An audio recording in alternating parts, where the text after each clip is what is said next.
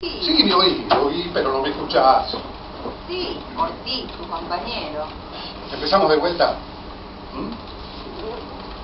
El ratón Ortiz, el trepa, el boludo de Ortiz, que el año pasado se fue de la inmobiliaria para trabajar en su casa.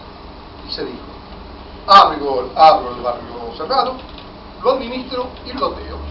¿Qué tal?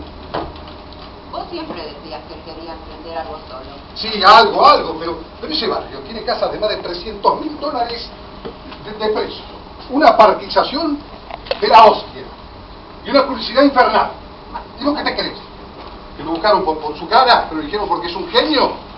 A ver si te apiadás, Luisa. Descanso, toma un café. Pero una facturita. Terminala con los diminutivos. Facturita, mantequita, lechita. Grasa, Luisa, grasa.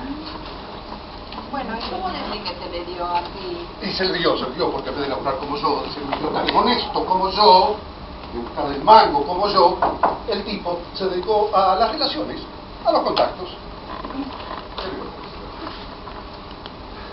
Eso será ahora, desde que se separó. Porque lo que es antes, cuando eran compañeros, hacían lo mismo, los dos. Y bueno, sí, tenés razón, en ese sentido tenés razón, pero un día se pudrió y dijo basta. Y decidió vivir de otra manera. Pero que antes no vivía bien con Alicia. Mira, no sé, era una niña que es jodida, muy jodida, y mucha pelota, le exigía.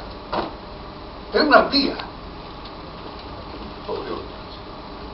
Me acuerdo que un verano estaba eufórico, sí, un día estaba eufórico porque la empresa lo iba a mandar a Mar del Plata. La mina le armó un quilombo espantoso. Me llamó a las 12 de la noche para ver cómo lo arreglaba. No quería quedar con un pollerudo tampoco. Pero si Alicia estaba embarazada y